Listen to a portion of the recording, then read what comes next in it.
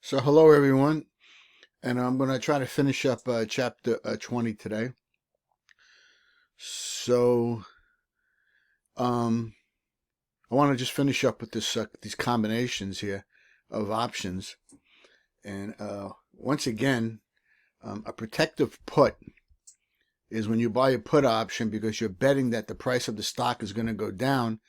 So if you indeed do own the stock physically and the stock goes down, the value of your put will go up, and there you will have a hedge against your losses.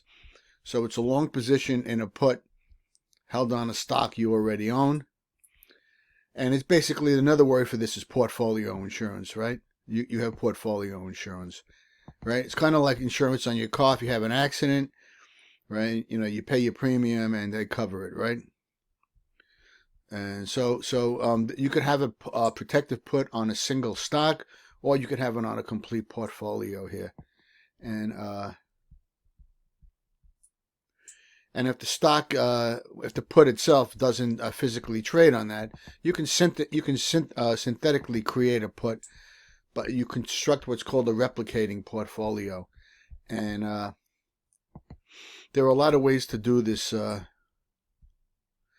So basically, one way to replicate a put is by purchasing a bond and a call option, and that synthesizes a put option. So here's portfolio insurance, right? Here's basically stock plus a put. So here's the stock, right? And here's a bond, and here's the call, right? So the plot. So looking at these, the plots show two different ways to insure against the possibility of the price of TripAdvisor stock falling below $45. So here's the stock, right?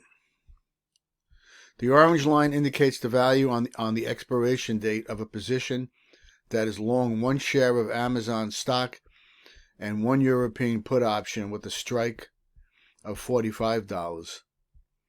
The blue dashed line is the payoff of this is the payoff of the stock itself. The orange line shows the value on the expiration date of the position that is long a zero coupon, a risk-free bond with a face value of $45. Right here it is, right here, and a European call option on TripAdvisor with a strike price of $45.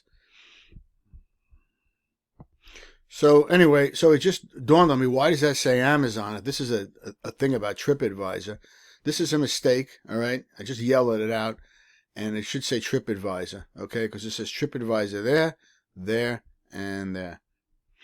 All right.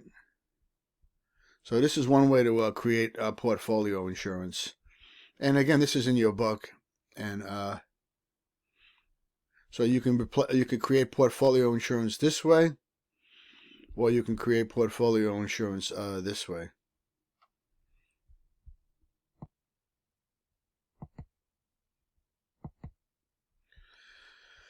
All right, so here's a couple different ways to construct a portfolio insurance, which we previously looked at. You can do this one of two ways, right? So, I mean, don't get too hung up on it. It's just a way of not losing on something you own. That's all. So this is an important concept. They have to follow the law of one price, right? So, all right. I just want you to understand the concept here.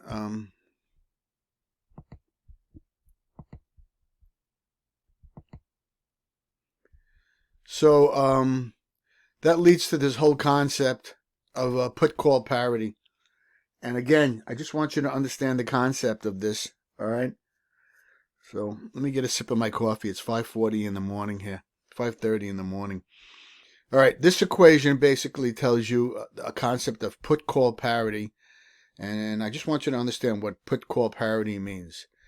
If you know the price on a particular of an option on a particular stock, right? that means you automatically know the price of the put. Okay? So once you have either the call or the put price, you can determine the price of the put, or vice versa. Okay? So that's just the concept of put-call parity. Knowing one will give you the other through calculation. And it's quite simple to do. So you just got to know that those terms, put-call parity. So you can clearly see if I know the price of a put, I can get the price of the call here. And this is a real important term, and you just got to know the term. All right, so I don't want to we can't get bogged down in the math here. So,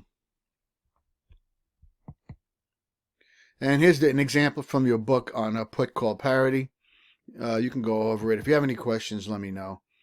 But all it's telling you is once I know the price of the put, I can get the price of the call. And here it is right here. Here they're doing the example for you, right? So they're just showing you that once you know one, you know the other.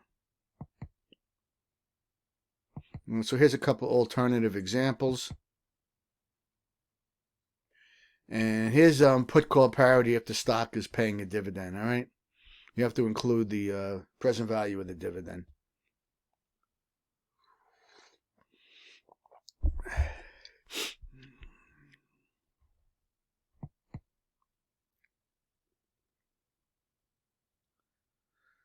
Okay, so they give you some examples here. Don't get too involved. You don't have to worry too much about pricing these things out with dividends, all right?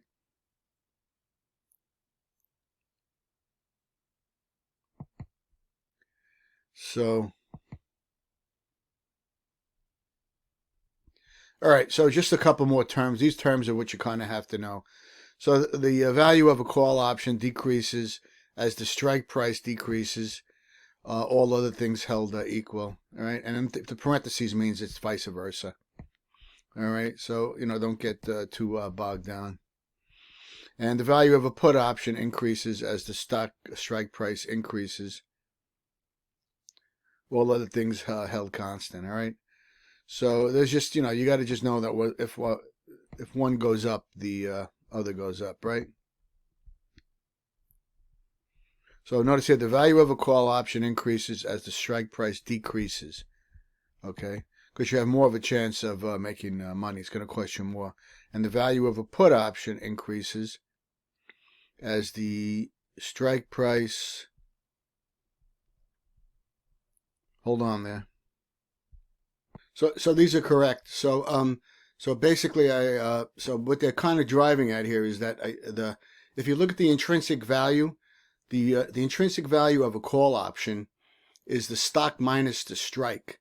So if the strike goes down, right, that's smaller. So the value of the call increases, and with the put. The intrinsic value of a put is strike minus stock. So the value of a put will increase if the strike price increases, okay? So these are a couple of important things to know what happens with valuation based on strike price changes.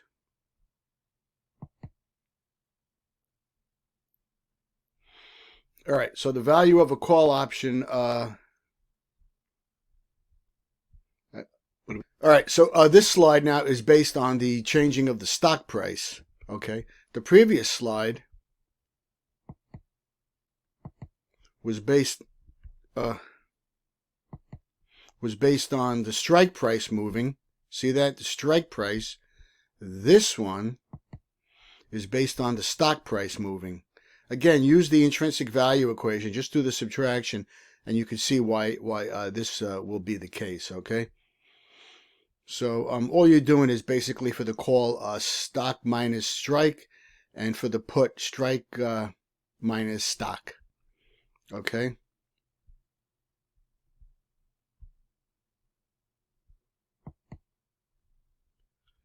All right. So an American option cannot be worth less than its European counterpart. All right. So a put option cannot be worth more than its stock price. And a call option cannot be worth more than its stock price. So an American option cannot be worth less than its European counterpart because obviously the premium is higher. You can exercise it at any time. And there's arbitrage bounds on this.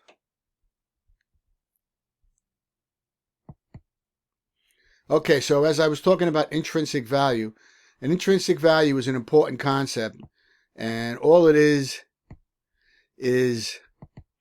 for a call, the stock minus the strike, and for a put, the strike minus the stock. All right, so an American option cannot be worth less than its intrinsic value. They also have time value, right? Because they could act more accordingly with volatility.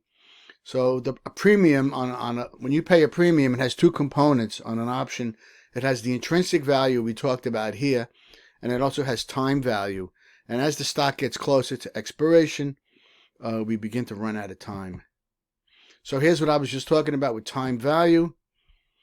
And so there's two components that make up a premium, okay? And really what you have to know is, on any type of question, is what two components make up the option premium, and its intrinsic value and time value, okay? So I just wanted to make sure you were clear about that. Whoop. All right, so time value goes hand in hand with intrinsic value. All right, so here's a couple ideas for American options. The longer the time to exercise, the more value the option. And as I said, there are these things called leaps, okay? So because you have more time for the option to act, right?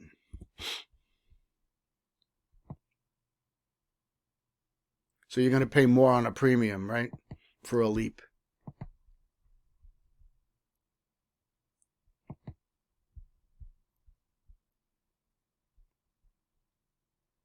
All right, so remember, anything that gives you more value is going to cost you more. All right, and this is the other thing with the value of an option increases with the volatility of the stock, because obviously the price can continue to go up and you'll make more money. So this is an important thing, right? Another thing that you have to know. True or false? True or false? The value of an option generally increases with the volatility of the stock, and that is true. Okay, that's true. All right, so there's an example here you can go over with regards to that, and a couple of examples.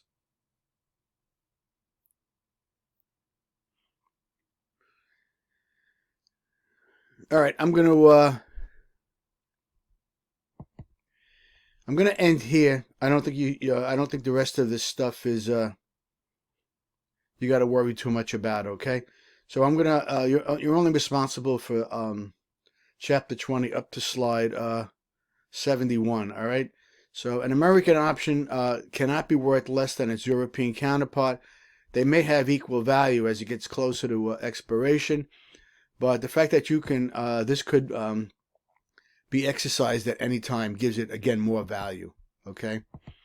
All right. So that's it for chapter 20, and I'll be making slides for chapter 21. Hope everybody's